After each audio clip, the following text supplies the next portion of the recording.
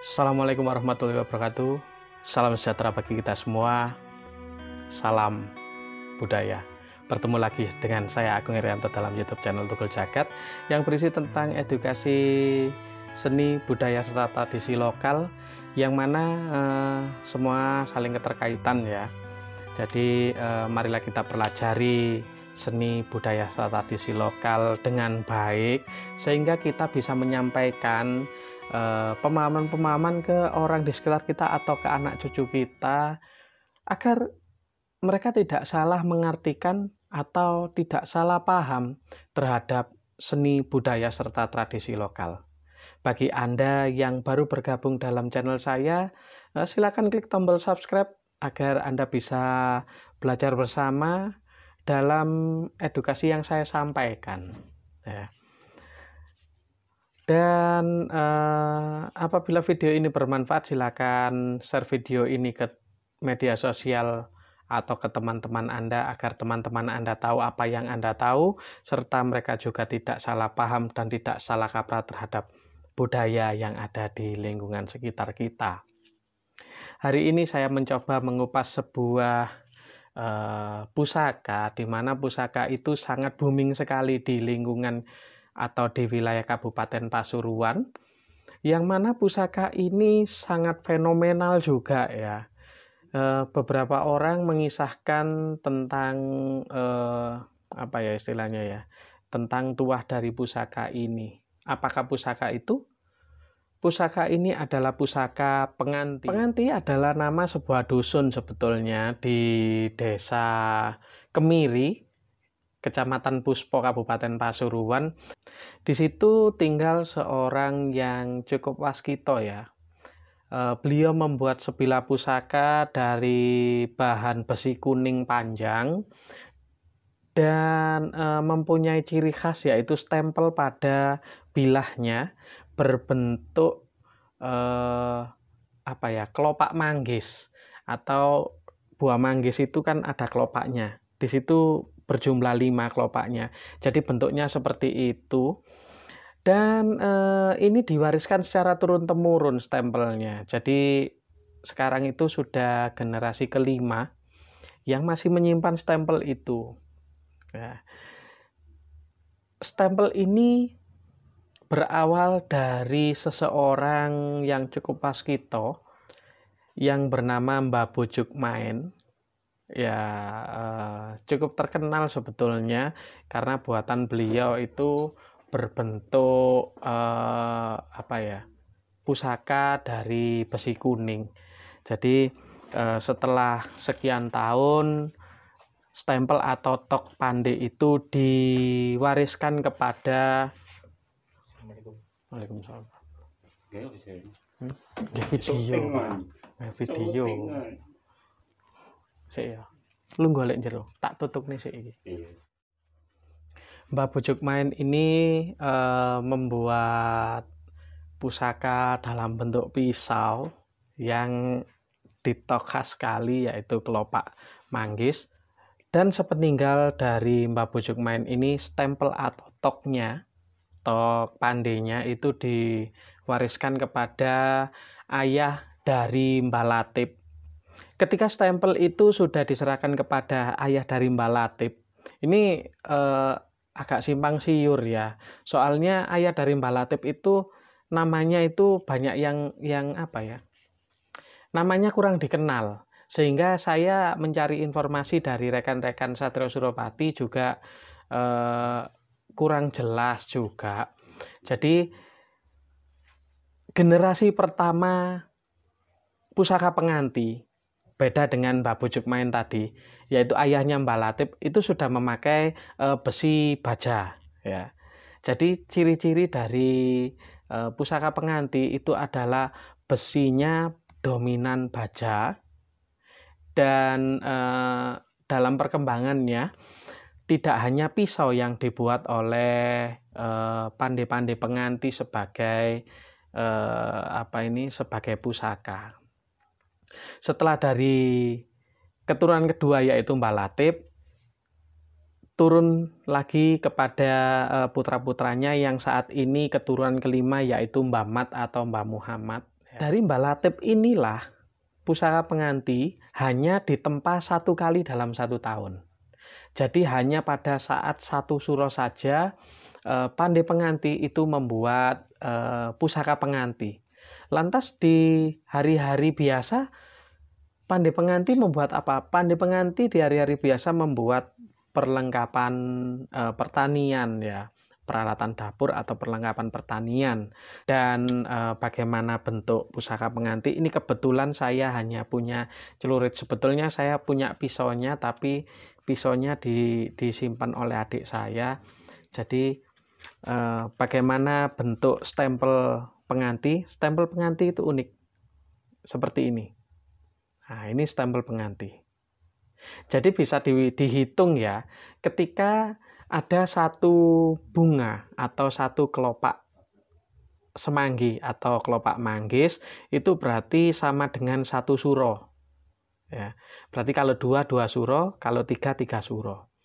Kebanyakan dalam perjalanannya pusaka penganti itu akan distempelkan sampai ke 7 kali. Ya. Kalau sudah mencapai ke stempel ke-7, itu pusaka penganti dikatakan sempurna. Ya. Jadi ketika Anda mendapatkan pusaka penganti baik pisau, celurit atau pedang, itu stempelnya hanya 1, Anda bisa menyetempelkan ulang di tanggal 1 suro dengan ubur rampe yang ditentukan oleh beliaunya yang jelas.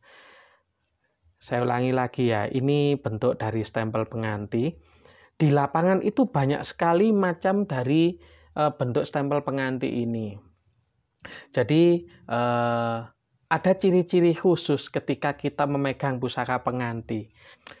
Pusaka penganti itu ciri-cirinya itu unik ya. Uniknya gini, kita dijauhkan dari mara bahaya. Misalnya ini ya, ketika ada orang yang akan melabrak kita atau orang yang akan menghajar kita, belum sampai keluar dari rumah mereka sudah istilahnya dibelokkan. Jadi tidak jadi mengarah ke kita. Atau mungkin ketika kita berpapasan langsung dengan orangnya, mereka itu akan menghindar dengan sendirinya.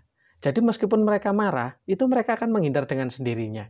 Itu sudah beberapa kali dikisahkan oleh teman-teman pemegang pusaka penganti. Sampai-sampai di suatu hari itu ada seseorang yang punya pusaka penganti itu dalam bentuk celurit ya. Celuritnya kecil. Jadi tidak ada pusaka penganti itu yang celuritnya besar-besar, itu nggak ada. Kecuali pedang. Pedang memang panjang-panjang seperti ukuran normal ya, ukuran umum. Jadi suatu hari salah satu orang, cukup sepuh orangnya, itu dimintai tolong oleh temannya. Dan pada saat itu temannya akan di-drop 1 truk. Ini kisahnya seperti itu. Ketika seseorang ini, Mbah ini saya lupa namanya ya. Ketika Mbah ini dimintai tolong, akhirnya beliau membawa arit menganti tadi, celurit menganti. Ketika yang mengedrop, yang mau mengeroyok tadi turun dari truknya, beliau hanya mengacungkan aritnya dengan pakai logat Madura. Saya kurang tahu logatnya apa yang disampaikan, hanya diacungkan gini, pedang senjata tajam yang dibawa oleh orang 1 truk tadi jatuh dengan sendirinya, mereka lari tunggang langgang. Ini salah satu kisah dari sekian kisah yang dituturkan kepada saya oleh teman-teman saya. Dan kalau teman saya di Pasuruan mungkin saya agak kurang percaya ya yang cerita ya. Tapi ini di lain daerah yang cerita. Jadi teman saya di lain daerah yang mengisahkan kepada saya. Sehingga saya sedikit banyak percaya terhadap kisah ini. Dan keunikan pusaka penganti yang lain yaitu 1, pusaka penganti itu kalau menurut saya pribadi ya ini ya, pusaka penganti itu tidak mau asap kemenyan, tidak mau asap dupa, ya, tidak mau diminyai. Jadi sebagian besar pemegang pusaka penganti itu memakai pusakanya sebagai perlengkapan sehari-hari. Misalnya kalau pisau itu dipakai untuk merajang-rajang seperti itu, atau arit itu buat menyabit rumput, sama seperti perlengkapan-perlengkapan yang lainnya. Jadi fungsinya pusaka penganti itu adalah keselamatan bagi yang memegang. Sehingga banyak ditemukan pusaka-pusaka penganti itu yang sudah mengecil karena aus, karena sering sekali diasah. Jadi istilah Jawanya itu pusaka menganti iku gawe landepan, atau pusaka penganti itu dipakai untuk kegiatan sehari-hari. Itu ya. Itu 2 dari sekian. Dan apabila Anda mendapatkan pusaka penganti, ada satu ciri yang mungkin tidak banyak yang tahu, di mana pusaka penganti itu sendiri akan ada semacam garis ya di sini, di sekitar sini. Kalau di keris itu namanya wengkon, pamor wengkon. Nah, di pisau penganti sama, akan ada seperti garis wengkon di sekitar bilah. Ya, ini kebetulan tidak ada karena ini bukan original buatan penganti sebetulnya, tapi distempelkan di penganti sampai 3 kali. Saya juga heran kenapa mungkin teman-teman ada yang tahu ya maksud dari ini. Nah, di sini ini ada maksud lain. Jadi ini adalah salah satu ciri. Ini perlu dilihat ya. Ini kalau saya bilang petelan, itu adalah salah satu ciri pusaka, kurang tahu dari daerah mana. Jadi ini juga sama. Jadi ketika ini ada 1, itu berarti 1 suro. Ketika ininya ada 2, itu berarti 2 suro. Sampai 3 suro. Jadi biasanya bertumpuk sampai 3. Dan itu banyak dipakai oleh praktisi-praktisi supranatural untuk bela diri. Ya. Jadi karena ini ada seperti ini, saya yakin ini bukan buatan original penganti. Tapi setiap setiap 1 suro sampai 3 suro, ini dibawa ke penganti untuk distempelkan. Apakah sah? Itu sah. Jadi ketika Anda mempunyai salah satu pusaka warisan turun-temurun, ingin ini pusaka saya kepingin tak jadikan pusaka penganti, bisa. Dengan Anda menghubungi Mbah Mat sendiri di Dusun Penganti, Desa Kemiri, Kecamatan Puspo, Kabupaten Pasuruan. Dan insya Allah banyak orang yang tahu ketika Anda bertanya.